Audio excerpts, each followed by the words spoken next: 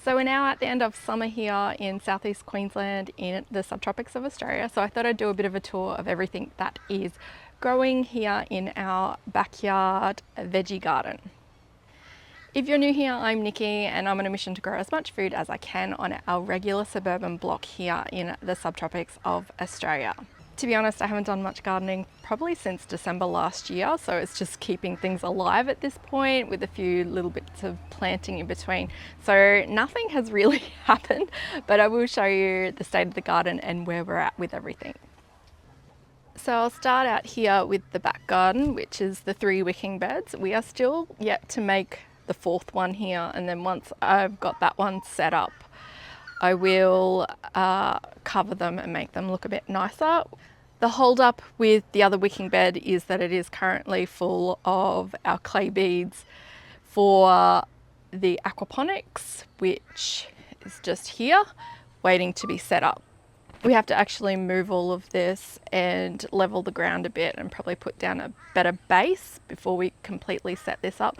It's just been too hot to do anything outside, so it's just been put on hold. It will be probably an autumn project, but we've got a few other things that we've got to do before then. So this is the garden bed that I just planted out in my last planting video, which was essentially just replacing a zucchini with a tomato and some cucumbers with some snake beans. The snake beans are getting eaten by something. I'm not exactly sure what. I haven't found it yet. Everything else is still going from November. So I've got the rocket salad, which is one that's really good to grow over summer. It doesn't have the full-on serrated leaves like some of the other rockets that you get, and it does handle the heat a bit better than other varieties. I've also got the perpetual gator, which is a type of Swiss chard, which does handle heat as well a bit better than some of the other varieties. When we get a lot of rain, it usually rots. But this one does pretty well. We've also got some lemon basil, some spring onions and flowers. There's some golden beets over there still going as well. Now this garden bed here just has a self-seeded tomato. I think it was a Rapunzel cherry tomato. It's been going since last year. I can't even remember. I've just let this bed go. I did put some celery in here, some kale and fennel and some basil, but this bed is what I will be planting out in March, so everything will come out of here very soon. Now this is a quick bed that we set up in January, which is just corn and beans, and I did put in a few cucumbers just on that trellis as well. There is also some loose leaf lettuce in there, which I will start harvesting from soon, but these beans here have been the best ones we've grown all season because we've been having so many problems with mites. These are just the Pioneer variety. They are a green bean, but they're sort of more of a flat pod rather than the round pods that you can see in the supermarkets, but they are so prolific. They're really good for home gardeners.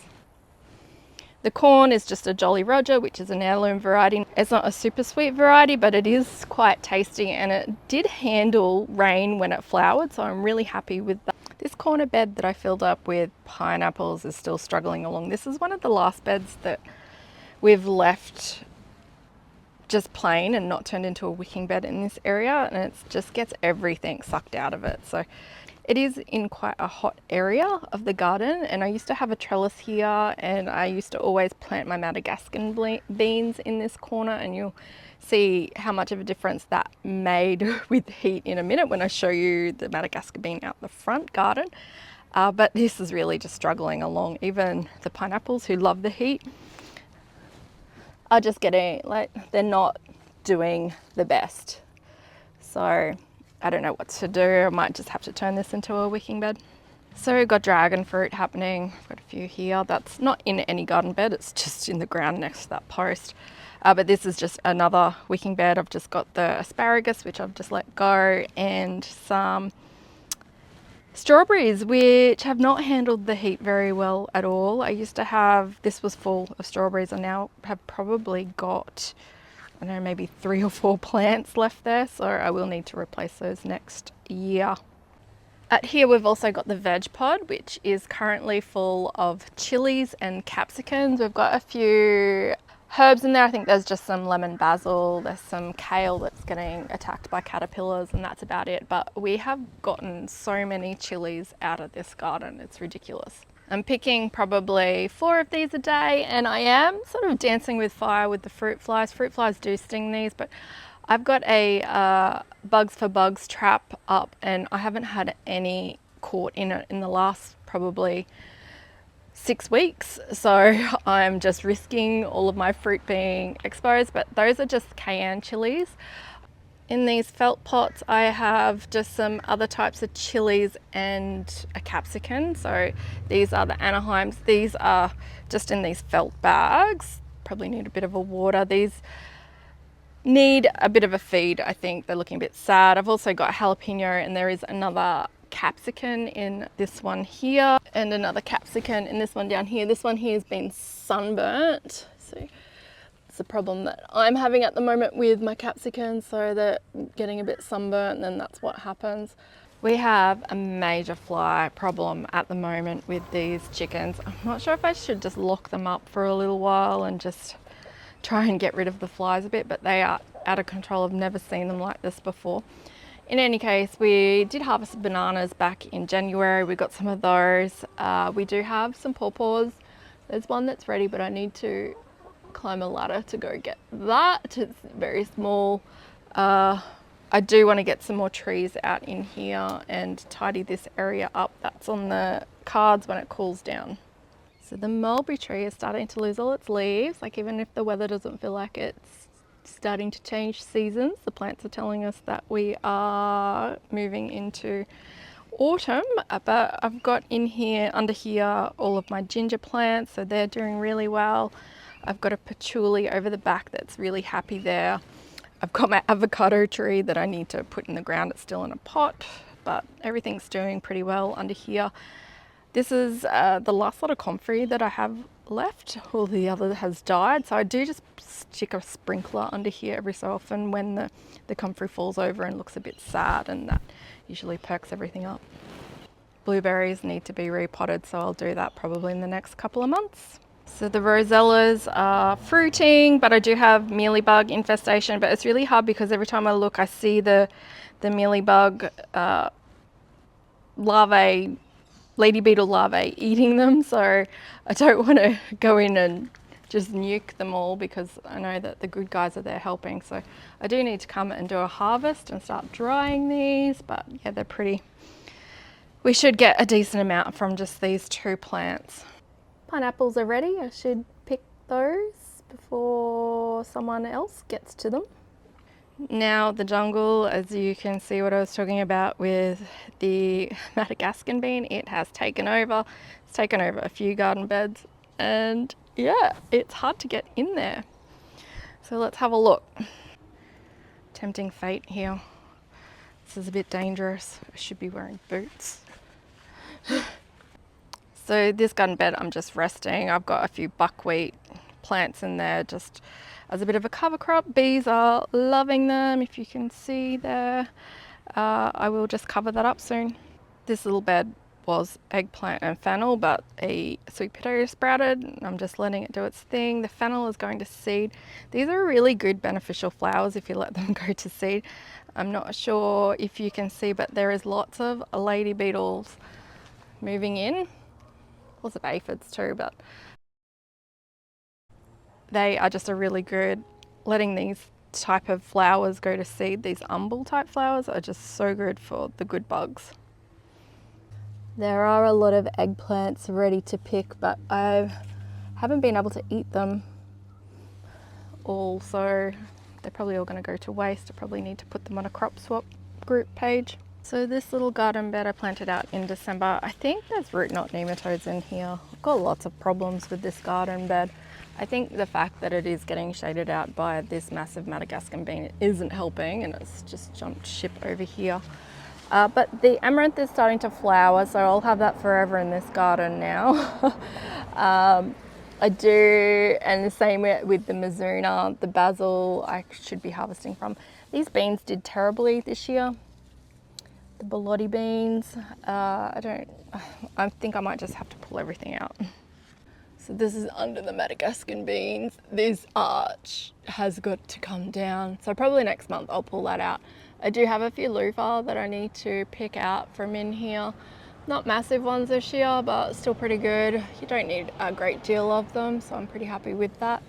So here is where I had the blue lake climbing beans. It's really hard to film in here. I'm kind of stuck between things. So I've got lots going to seed here, which I'll collect soon. Here's the other side of this garden with the beans. This one here, these are all ready to come out, to be honest. I did just chuck a few buckwheat seeds in there just when it was raining, just to see what it did, but I'll probably turn over this bed in the next couple of weeks. The taro root's happy, the cassava's happy. I have a few jalapenos in here, they're doing okay, but not the greatest. The eggplant's fine, the okra, not enough space. So next year, if I do this layout again in this size bed, I will probably take out a few things. Another thing that's taking over is this Jap pumpkin. It's quite hot at the moment, so that's why everything looks a bit wilty, and I probably do need to switch the irrigation on, but I'm wanting it to finish up so I can claim the garden back.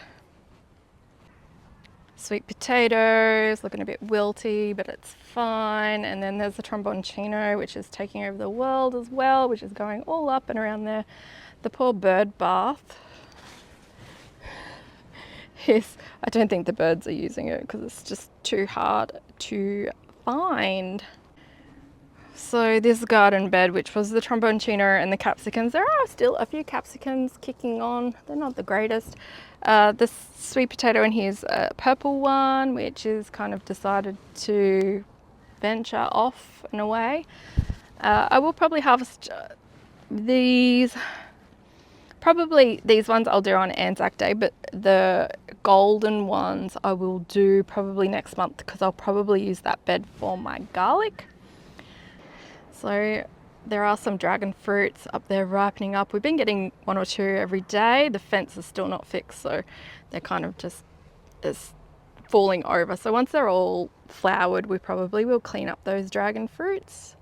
There was a pumpkin on the fence. Is it still there? Yes. There we go. See, that's how far the jet pumpkin has climbed all the way over to this corner. So the pumpkins coming out here. So we've got 4 decent sized ones. These are pretty big. Just waiting for this stem part here to go brown, and then I'll harvest them. Then I can get my garden back. Aircon is pumping out here, so this is just some of my citrus trees. I do have a problem with a lot of problems, to be honest. I've got the citrus leaf miner on the orange tree, which just affected all the new growth and has done that. And I've had the gall wasp. I've just been shaving these with razor blades, seeing if that will work, but I might need to get some gall wasp traps for the future. The self-seeded blue butterflies, quite happy here. I mean, I've just left it. It is taking over, but I will collect these seed pods. And I have just been picking these and just drying them out to make tea. They make a really good blue food colour dye too. They do have a very strong pea flavour though, so you'll probably have to mask it with other things, but yeah.